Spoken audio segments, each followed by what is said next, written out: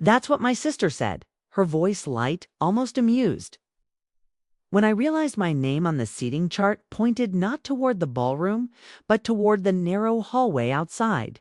The kind of hallway guests weren't meant to notice. The air smelled like lilies layered over bleach, sharp and artificial. Inside, the DJ's voice echoed as he counted down to the first dance.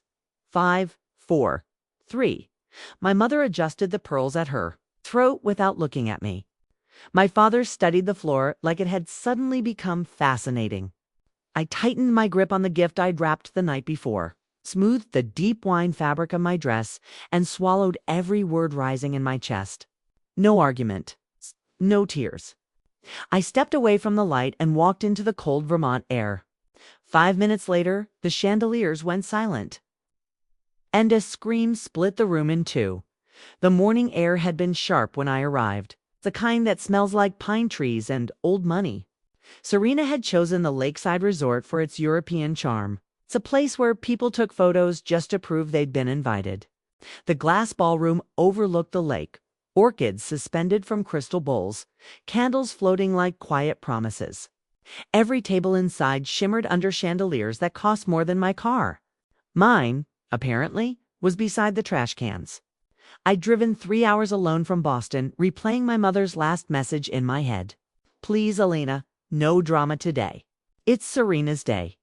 That sentence had followed me my whole life. Don't take up space. Don't be loud. Don't remind anyone there's another daughter. Growing up, we were a familiar picture, the golden child and the quiet one. Serena collected ribbons and applause. I collected report cards no one read. When she cried, someone rushed in. When I fixed things, it went unnoticed. Mom used to say I was easy. Dad called me independent. Both words meant the same thing. Invisible was convenient. The last time we'd all been together before the wedding was Thanksgiving, 3 years ago. The house had smelled like burnt pie crust and lemon cleaner. Serena was away in Europe with a boyfriend then, and for once the air felt lighter. Mom had asked me to grab an old photo album from her vanity drawer. Instead, I found her small brown journal, the edges soft from years of handling. Every page began the same way. Serena's first day of school. Serena's favorite meal. Serena's college acceptance. Not a single line about me. Not my birthdays. Not my name. When I asked why, Mom smiled like I'd asked something silly. You never needed the attention, honey. You were always fine. That was the night I learned there were 2 ways to be forgotten: being lost and being erased. I thought about that journal as my heels clicked across marble toward the ballroom doors. Through the glass, I saw them posing for photos. My mother in champagne silk. My father straightening his tie. Serena glowing in white. She glanced my way once and smiled politely, the way people smile at strangers they won't remember.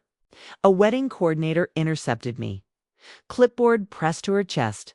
"You're Miss Moore?" she asked. I nodded. Her smile faltered as her finger traced the list. "You're listed for hallway seating." I laughed, waiting for her to correct herself. She didn't. She gestured toward a small folding table near the service doors. From there, I could see everything. The sparkle. The laughter. The family I belonged to but wasn't part of. I placed my gift on the table, a small silver box wrapped with careful hands. "'Kay?" And stared through the glass, telling myself the same lie I'd always told. It's fine. You don't need them. The hallway wasn't quiet. Staff passed in and out, rolling carts of melting ice, laughing under their breath. Every time the door swung open, I caught flashes of chandeliers, dresses swaying. My mother's hand resting on Serena's shoulder like a crown. Then the laughter shifted. I looked up to see Serena walking toward me, bouquet in one hand, veil trailing behind her like smoke. She stopped just short of the doorway. Her reflection doubled in the glass. 2 versions of her. One adored inside, one sharp out here. "Well," she said, tilting her head, "looks like they've finally figured out where you belong." I swallowed. What's that supposed to mean? She smiled, that familiar half smile. "Guess you don't count." The words landed softly, but they cut deep, like it was simple math, like I was in error. For a moment, I said nothing. Behind her, the photographer called, "Bride, we need you back." She ignored him. She wanted a reaction, tears, begging. I didn't give her either. I met her eyes and spoke quietly. "There's always been room for both of us. You're the one who keeps shrinking it." Her expression hardened. "Oh, please, Alina, not everything's about you. This is my day. You could at least pretend to be happy." I let out a small laugh, thin and tired. "You made sure I couldn't even sit in the same room. What exactly am I celebrating?" For a second, I saw something flicker in her eyes. Fear, maybe. Then it vanished. "You're just like Dad," she snapped. Bitter, pathetic. "Nobody needs your approval. Not here. Not ever." She turned and walked away, leaving perfume and disdain behind. When the door closed, I picked up the silver box. The gift I'd chosen carefully, wrapped with patience and restraint. I traced the ribbon once, then slipped it into my bag. If they didn't want me inside, fine. But I wasn't leaving empty-handed. Not this time. I sat there for a while, listening to the muffled beat of music leaking through the doors. Their first dance. The perfect picture. I imagined my mother wiping tears, my father clapping awkwardly, Serena basking in applause. The same scene I'd watched my whole life, from the edges. Only this time, the edges cut cleaner. I stood and caught my reflection in the glass, composed, calm, inside my bag. The gift felt heavier than it should. It wasn't just a present. It was proof. 3 weeks earlier, I'd run into one of Serena's old coworkers in Boston. Lunch turned into confession. Serena had been bragging about marrying Daniel, about how easy it was to make him trust her.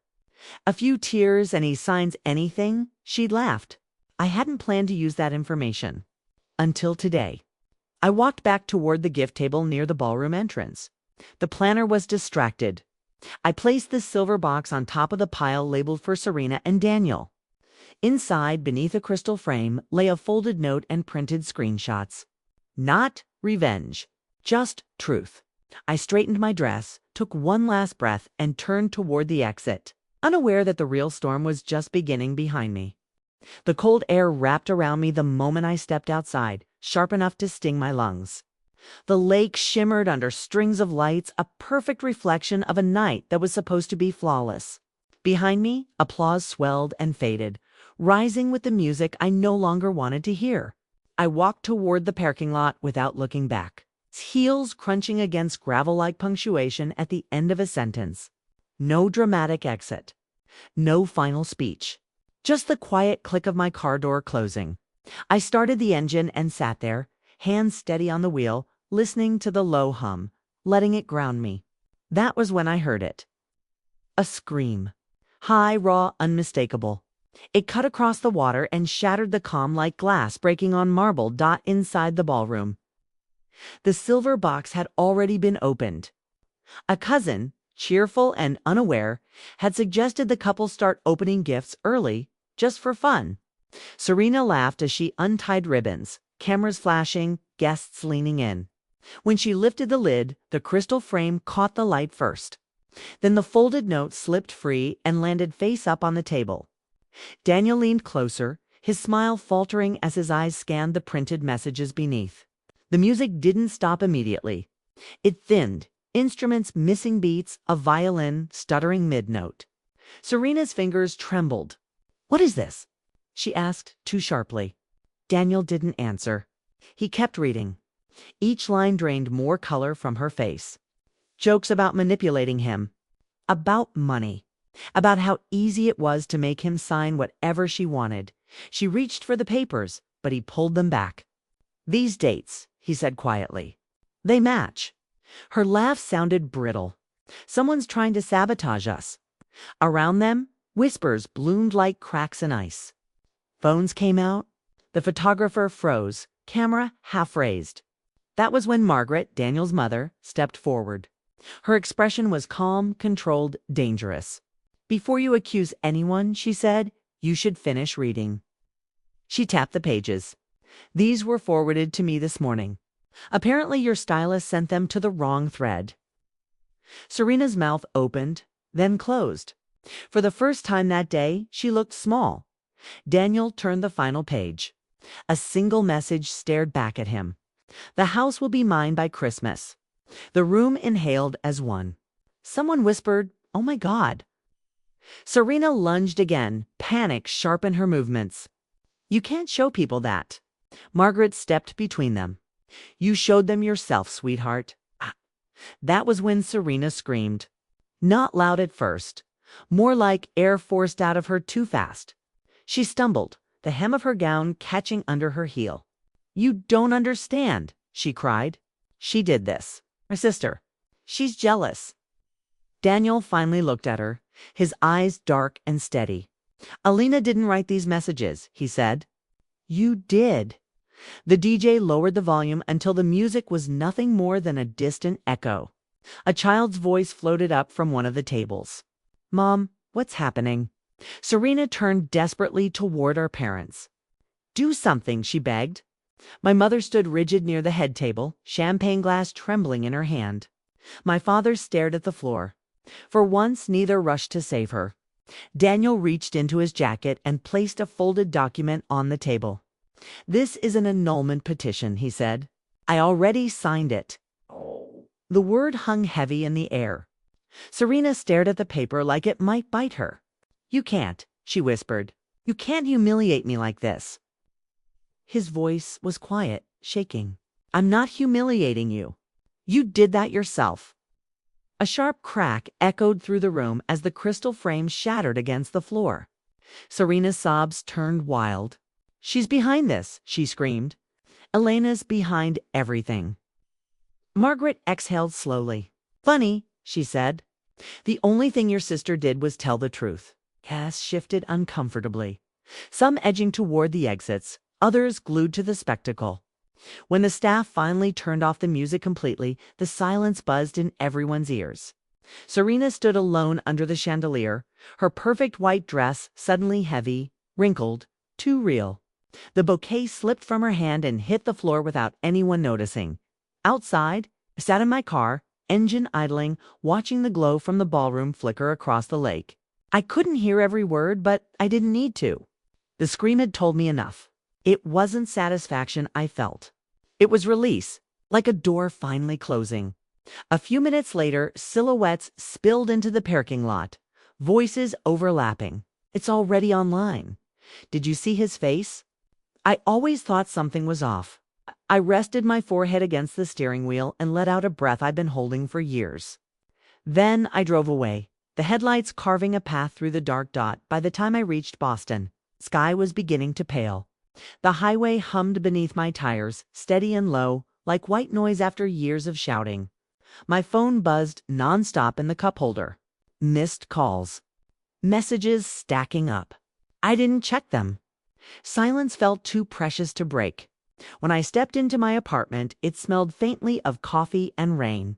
The city outside was waking up, headlights streaking past my window. I hung my dress on the back of a chair and stared at it. The deep wine color was still perfect, untouched. It looked like armor I hadn't realized I was wearing. A new message lit up my phone. "Please answer, Alina. We didn't know." My mother's words felt familiar, almost rehearsed. She'd said them my whole life, every time something went wrong. We didn't know, but she had known. Every time she'd told me to stay quiet. Every time she'd laughed at Serena's jokes. Every time she'd said, "You're fine." I placed the phone face down on the counter and opened my laptop instead. A map filled the screen, dotted with coastal towns. I chose one at random and booked a week by the water. I didn't need a plan. I just needed space. Before packing, I stepped onto the balcony. The morning air felt cleaner than it had in years. Across the river, sunlight split the skyline into gold and shadow. They could keep their apologies, their explanations, their carefully edited memories. I had my own truth now. For the first time, silence didn't mean being unseen. It meant being free. At my sister's wedding, I'd been seated by the trash cans. This morning, I was standing above a river, watching the city wake up. Same quiet. Different meaning. I thought about Serena, sitting alone beneath that chandelier, surrounded by broken glass and whispers. I didn't feel triumph. I felt distance. Some stories don't end with reconciliation. They end with release. I picked up my bag, keys cool in my hand, and closed the door behind me. The sound echoed softly through the apartment, final and sure. I wasn't walking away in anger. I was walking forward. And for the first time in my life, that felt like enough.